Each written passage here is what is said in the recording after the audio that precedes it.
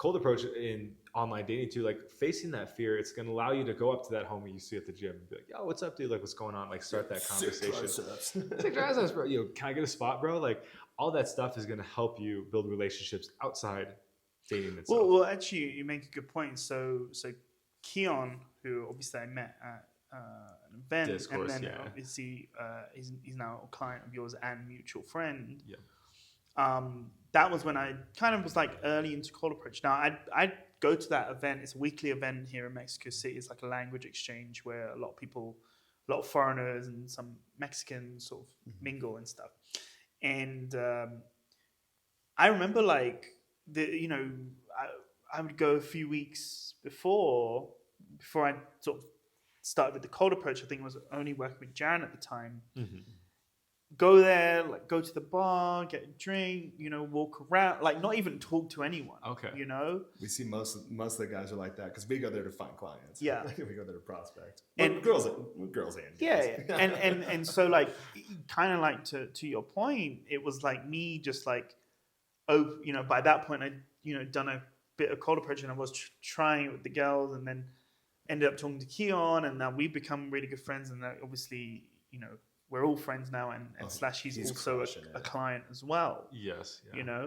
So I think that like, that's even though like the cold approach didn't result, it wasn't what led me to my girlfriend, right. But that was just by chance, it just happened to be from the online, but that's why I think you need both because you don't know and you just want to, equally it could have come from cold approach or equally could have come from online. Correct. But technically I've made some good friends and new friends from applying that same skill set, but just because all cold approach is essentially you being able to talk to anyone.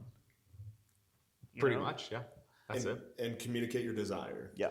Mm-hmm. And ultimately, either determine is this person a fit for what I'm looking for or is this person not? And I was making a point to, we had a sales appointment earlier that we went to in person that I'm curious if to any degree how it's impacted you in business even now that you can just talk to anyone.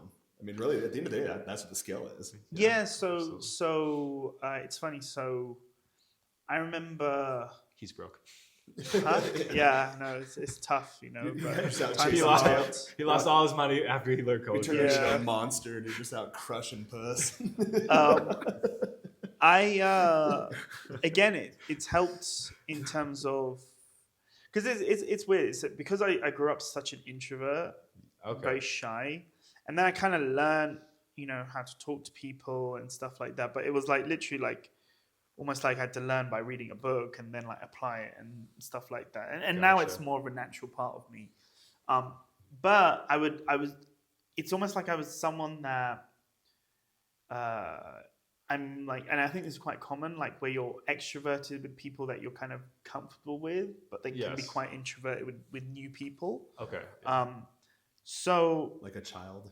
Yeah. In a grocery store. Yeah. Like basically like kind of like you're, when you're with your friends and stuff, and you're super talkative and stuff like that. But then, like, if you put yourself, a bunch of new people in a room, you're going to be a bit more shy. So, in business, like, there was two things, right? Like, and I used to sort of say this to you, especially during our first sort of cold approach test, and I was like, making money is easy compared to this. Yeah. I was like, this is the hardest fucking thing like I've ever done in my life, which is exactly why I think it's such a good thing to do because A, I think it's a dying art. Mm-hmm. But B, I honestly think that like, most people that are quote unquote successful or have achieved a lot and stuff like that, I still think there's some kind of fight or flight or some kind of like natural sort of feeling of like you're putting yourself out there to someone and you don't know what the result is going to be. You're vulnerable. You're bearing yourself. And you're exactly, and you're showing that kind of vulnerability, and there's not really anything you can hide behind. Right. It's just you. It's just you. Because even especially when it's in that daytime environment, like when it's like nighttime environment, it's slightly different. You can maybe it's dark. Or you could have a table, and there's props. There's more props you can potentially use. You can have a social circle. all these sorts of things, right? But when you're in a bloody Zara, or Zara was like our favorite That was our place favorite, man. to go, and you see this person and you're like, wow, that person's super attractive, and just being able to go like, eventually, like you actually go for it and you have a conversation, whether it went well or not. I think there's something that is like, wow, like I could do that. Like I could do pretty much anything. Anything. Yep. Because I don't, I think everyone works hard and, makes money or, does these things, just people do it at different levels to it. Right. But I would argue that it's like literally like, if you have 100 people, maybe 1% of the, 1% would even do any kind of cold approach, and then everyone else is doing nothing. Correct. We've even broke it down to like, they say like 1% of guys do this. I think it's like 0.0001%. Yeah. And night game's a skill in itself, let me tell you. But you are so right. Like there's props. Like even the nightclub itself is a prop, and you're going there to socialize, so it's socially acceptable. And I think what I've seen with you and our other clients as well, the biggest hurdle is just getting over the fact that it's not socially normal.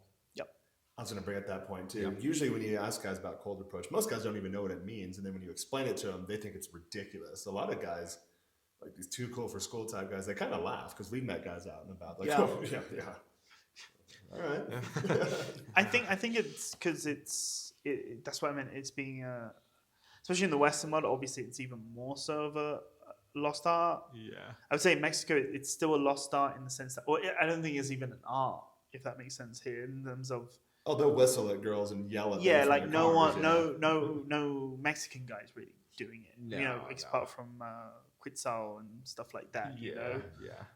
So I think like Mexico City in general is a great environment for it, because there is and that's the other thing that I had to kind of unlearn was I was bringing a lot of kind of Western society sort of programming of like what women are like, to Mexico. Totally, man.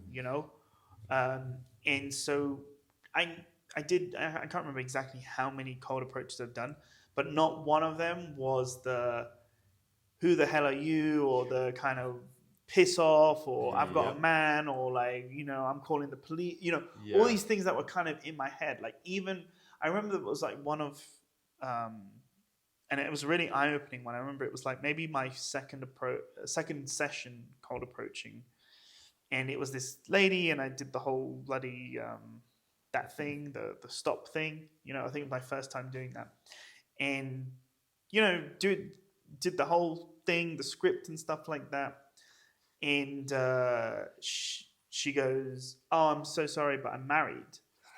And I remember going like, oh, wow, like she's married and stuff like that. But she could have just like, fuck off, like, like that kind of thing. Taken. Yeah. But the fact that, this, she was having the whole conversation, answer my questions, asking me questions, like just being a good person, nice person. Yeah. And then I could also see that, and maybe because, she's married, and maybe she might have felt like, is she still attractive, or those kinds of things that is quite natural. You'll still make her day. Exactly, and I could tell that because she left with a smile, and so that definitely changed my mindset to it. Okay, and I think that's why, like, with the approaching and stuff, it felt like I wasn't really annoying anyone. And I think that's part of the culture, but also because I kind of reprogram my mindset to actually, that energy kind of translates as well. Definitely. I remember that approach, and it was like, I think maybe our first or second session, and I was watching from afar because I'll be standing like taking pictures, and I was like, oh, this is going great. And you came back and you was like, yeah, it was great. She got a husband, and there was no disappointment, there's no defeat. And I think it's crazy how even though she had a husband, you guys never went on a date, that one approach gave you so much confidence because of just how positively she responded. Yeah. There was no one taking a video and putting it on TikTok. There was no, she wasn't getting her pepper spray out. Yep. It was just like, wow, this is a handsome guy. He's coming up to me and he's saying hi. Like, this is traditional. And a lot of women want that. A lot of women say they want a man to just be a man again. Because of how things have changed, like, it's very easy to, to use other options, right? Which is this art in itself, right? Yep. And you can do it properly, like you do it properly, so it comes across in that masculine to feminine way. But a lot of guys don't. A lot of guys have mirror selfies and they're, on their toilet, just whatever the situation is. So for you, like, you had really good pictures, you really looked professional, and probably that's maybe why the photos pop too. The photos are sick, man. Yeah, that was a good section. And you can look through our archives to find his old photo. Very different Bloody man. hell. Yeah. So yeah, that also helps. Just don't look like shit. yeah. You don't have to be at your peak. Like, sometimes, like, Jared and I will approach. We'll be at the gym. Like, I'll be in fucking like a pair of shorts I've worn for 2 days. Like, I don't smell great, but just don't look like a bum. Yeah. Don't look like a bum. Yeah.